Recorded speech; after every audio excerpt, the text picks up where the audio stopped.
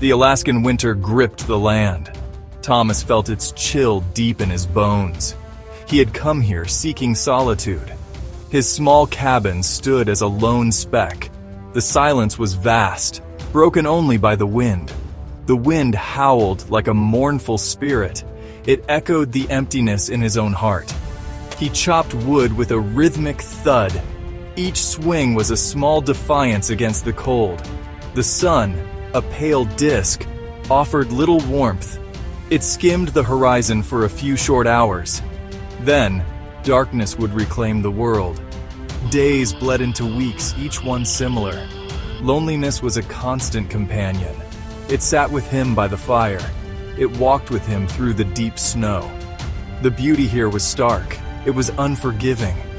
Jagged mountains pierced the bruised sky. Frozen rivers snaked through silent valleys. The northern lights sometimes danced. They painted the night with ethereal greens and purples. But even this spectacle felt distant. Thomas felt like a ghost in this landscape. He longed for a connection. One morning, the landscape offered a change. A dark shape lay huddled near the tree line. Thomas approached with caution. His breath misted in the frigid air. It was a wolf, a large gray wolf. It was clearly injured. One leg was held at an unnatural angle. Its eyes, golden and fierce, watched him. They held a deep, primal mistrust. The wolf did not try to flee. It was too weak, or perhaps too proud. It let out a low growl. The sound vibrated with pain and warning. Thomas knew the dangers of wild animals, especially an injured predator, yet something stayed his hand. He saw not a monster, but a fellow creature, a creature fighting for its life, just as he was, in his own way. He backed away slowly. He returned to his cabin. He gathered some dried meat and a bowl of water. His heart pounded. This was a risk. He left the offerings a safe distance from the wolf. Then, he retreated to watch. The wolf remained still for a long time. Just as twilight painted the snow in hues of purple, the wolf moved. Thomas felt a strange emotion. Days turned into a quiet ritual. Thomas would leave food. The wolf, whom he began to call Shadow, would eat. Shadow kept his distance. His golden eyes followed Thomas's every move. The mistrust remained, a palpable force, but it was slowly, almost imperceptibly, lessening. Thomas spoke to him in low tones. He did not expect answers. He just needed to fill the silence. He talked of the weather, the trees, the ache in his soul. Shadow began to allow Thomas a little closer. Not close enough to touch, never that. But the growls became less frequent. Sometimes, Thomas thought he saw a flicker of something other than fear in those wild eyes. One afternoon, a blizzard swept in. It raged for 2 days. Thomas worried about Shadow. When the storm finally broke, Thomas searched. He found Shadow huddled in a snowdrift. Thomas knew he had to act. He carried him back to the cabin. Trust, a fragile seed, began to sprout. Spring arrived with a rush of meltwater. The forest awoke. Rivers roared back to life. Green shoots pushed through the damp earth. Shadow's leg healed slowly. Thomas tended to it with gentle hands. The wolf allowed these ministrations. A silent understanding passed between them. Shadow began to follow Thomas on his daily treks. He kept a respectful distance at first. Then, he walked almost by his side. They navigated the changing land together. Summer brought long days of endless sun. They fished in crystal-clear streams. Shadow would watch intently. He'd snap at leaping salmon with surprising speed. They explored hidden valleys. They climbed rocky outcrops. Thomas felt a lightness he had not known for years. Shadow's presence was a comfort, a silent, steadfast companionship. He was no longer truly alone. Autumn painted the landscape in fiery hues. The air grew crisp. They faced new challenges. A mother grizzly bear, protective of her cubs, a sudden rock slide on a narrow trail. In these moments, their bond deepened. They were a team, Unlikely but effective. Years passed, marked by the turning seasons. The bond between Thomas and Shadow grew stronger. It was a quiet, unspoken understanding. Shadow was no longer just a wolf. He was family. His presence was woven into the fabric of Thomas's life. Thomas watched the silver creep into Shadow's muzzle. He saw the slight hesitation in his once powerful leaps. Time, the relentless river, flowed onward. Shadow's energy began to wane. Their long treks became shorter. He slept more, curled by the hearth. Thomas felt a pang each time he noticed these changes. He knew their time together was not infinite. The wild has its own cycles, its own unyielding laws. He cherished each moment, each soft nudge of Shadow's head against his hand, each shared glance across the silent expanse. One crisp autumn morning, Shadow was gone.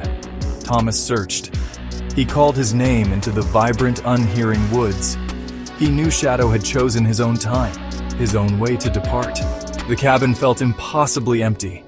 The wild had given, and the wild had taken away. The first winter without Shadow was the hardest. The snow seemed colder, the nights longer. Thomas moved through his days like a phantom. The joy Shadow had brought into his life now underscored his absence.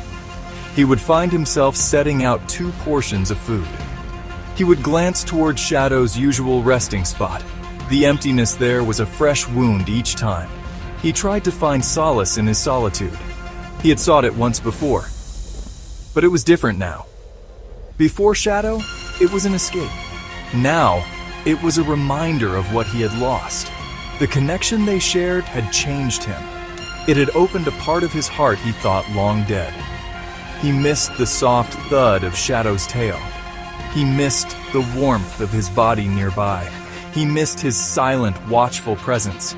He often found himself staring at the tree line. He listened for a howl that never came. The wilderness felt alien again. Shadow had been his bridge to this world. Without him, Thomas felt adrift once more. He wondered where Shadow had gone.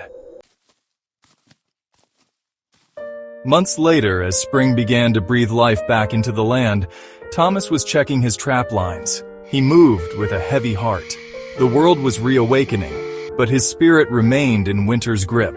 He crested a small ridge. He looked down into a sun-dappled clearing. And there, he saw him. It was Shadow. He was lying near a cluster of young pines. He was very still. Thomas's breath caught in his throat. He approached slowly, reverently. Shadow was gaunt. His fur was dull. But his golden eyes, though clouded with age, still held that familiar light. He lifted his head weakly. A soft whine escaped his throat. It was a sound of recognition, a sound of farewell. Thomas knelt beside him. Tears streamed down his face. He gently stroked Shadow's weathered head. There were no words needed. Their journey together was nearing its end. Thomas sat with him for hours.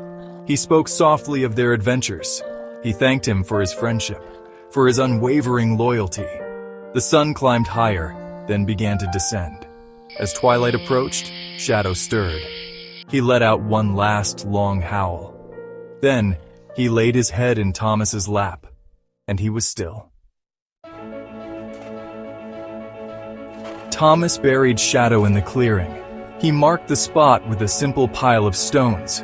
He stayed there for a long time. The forest seemed to mourn with him.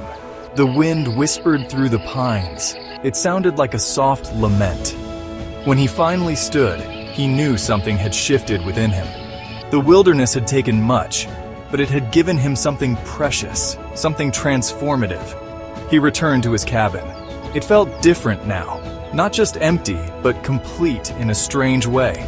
His journey in solitude had reached its conclusion. The lessons Shadow taught him were etched into his soul. He had learned about resilience, about courage, about the profound connections that can exist between different beings. He had found healing in the wild. He had found it through the eyes of a wolf. The following spring, Thomas made a decision. It was time to leave. He had come to Alaska to lose himself.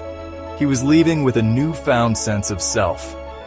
He packed his few belongings. He took one last look at the towering peaks, at the whispering forests. This land had been his sanctuary. He would carry its wild beauty within him. The world Thomas returned to was loud. It was hurried. It was a stark contrast to the quiet dignity of the Alaskan wilderness. Yet, he found he could navigate it. He was no longer running. He had faced his own inner wilderness. He had found a measure of peace. The solitude he once craved had taught him its limits, and the connection he found had shown him its power. Shadow's legacy was not in grand gestures. It was in the subtle shifts within Thomas. He listened more intently. He observed more keenly. He felt a deeper empathy for all living things. He understood that every creature has its place. Every life has its purpose. The bond they shared transcended words. It was a testament to the shared pulse of life, a life that connects us all, man and beast. He often thought of Shadow's golden eyes, eyes that held the untamed spirit of the wild, eyes that had also shown trust and affection. Their friendship was an unlikely miracle, a testament to the heart's capacity to reach across divides.